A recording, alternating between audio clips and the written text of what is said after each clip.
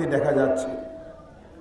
আজকে আমরা তিপ্রামথা এই ধ্রুব নারায়ণ বাজারে আমরা বলবো সারা ত্রিপুরা রাজ্যের এই ব্লিচ কমিটি নির্বাচন তারা করতে যাচ্ছে আগামী এই সেপ্টেম্বর মাসের মধ্যে।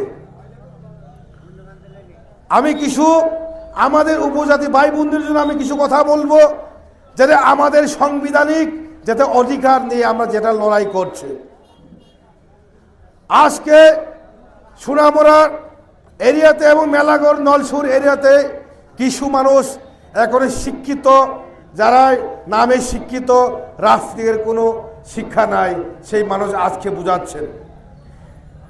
কিছু আমাদের বাঙালি ভাইদের থেকে আমার কানে যায়, এই নলসুর কেন্দ্র থেকে তিপ্রামথা নাকি কি সাম্প্রদায়িক দল, সেই তিপ্রামথা যদি সরকার আসলে খালি তিপ্রাসাদের উন্নয়ন হবে।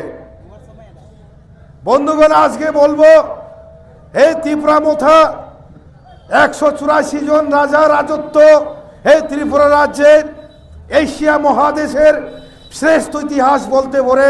ত্রিপুরা রাজ্যের মতন ইতিহাস এশিয়ার মহাদেশের কোনো ইতিহাস নেই।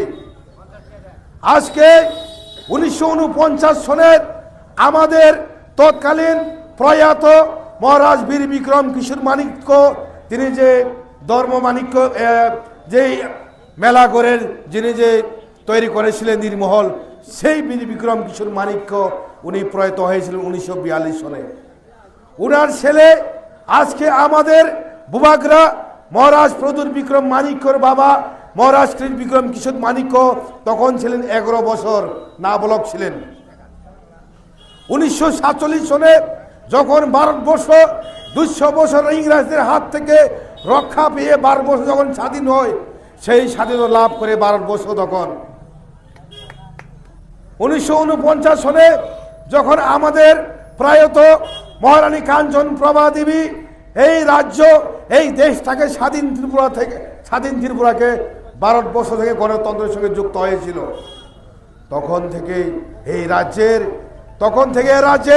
একটা রাজনীতিকের একটা শুরু হয়। এখানে কেউ রাজার বিরুদ্ধে রাজনীতির বিরুদ্ধে আন্দোলন করান, কেউ জনশিক্ষা আন্দোলন করাচ্ছেন, কেউ ওয়েস্ট বেঙ্গল থেকে অনেক বড় বড় মগজ ত্রিপুরা রাজ্যে এসে এখানে যে সরল উপজাতিদের উপর একটা ঠকানো আরম্ভ শুরু হয়েছিল 1949 পরে গণতন্ত্রের পরে।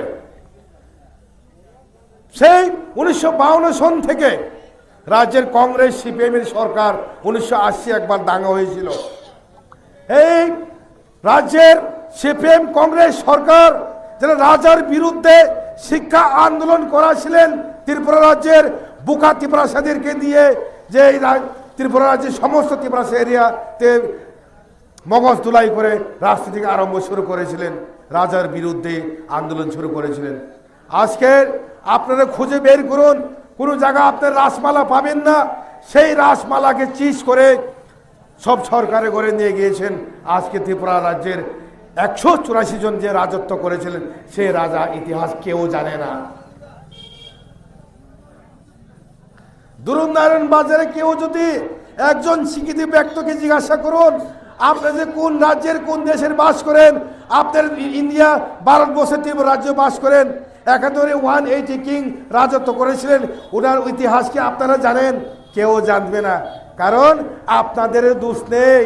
দোষটা হচ্ছে সেই গণতন্ত্র যারা হত্যা করার জন্য সিপিএম কংগ্রেস এই রাজ্যে এসে আমাদের উপর যে অত্যাচার সূচন করেছিল, সেই ইতিহাসটা উদাও। আজকে কোনোদিন ইতিহাসকে চুরি করতে পারবেন না। আজকে বিশ্রামগঞ্জ বাজারের নাম এটা ক্যাম্প বাজার ছিল। যখন 1928 সনে মহারাজ বিক্রম কিশোর মাণিক্য নির্মহল তৈরি করার জন্য যখন বেলাগড়ে আসতেন, তখন বিশ্রামগঞ্জে রেস্ট হাউস বানিয়েছিলেন, সেই জায়গাটির নাম আজকে ক্যাম্প বাজার ছিল, এটার পরিবর্তে আজকে বিশ্রামগঞ্জ করা হয়েছিল। ইতিহাসকে কি আপনি লুকিয়ে রাখতে পারবেন? ইতিহাসকে আপনি মুছে ফেলতে পারবেন? কোনোদিন পারবে না বন্ধুগণ। আজকে অনেকে বলেন তিপ্রামথা একটা কমিউনাল পার্টি। আজকে 1971 সনে বিরাট বিশ্ব এই এশিয়ার মধ্যে বিরাট একটা পূর্ব পাকিস্তানের যুদ্ধ হয়েছিল, যখন কোন রাজ্যের মানুষ এই রাজ্যের মানুষকে বা বহিরাগত মানুষকে এখানে আশ্রয় দিয়েছিলেন, এটা আপনারা বলে যাবেন না কোনোদিন। আমরা গর্বিতভাবে বলতে পারে যারা এই রাজ্যের মানুষ, যারা রাজ আমলের মানুষ, আমরা গর্বিতভাবে বলতে পারে আমরা আপনাদেরকে আমরা জায়গা দিয়েছিলেন।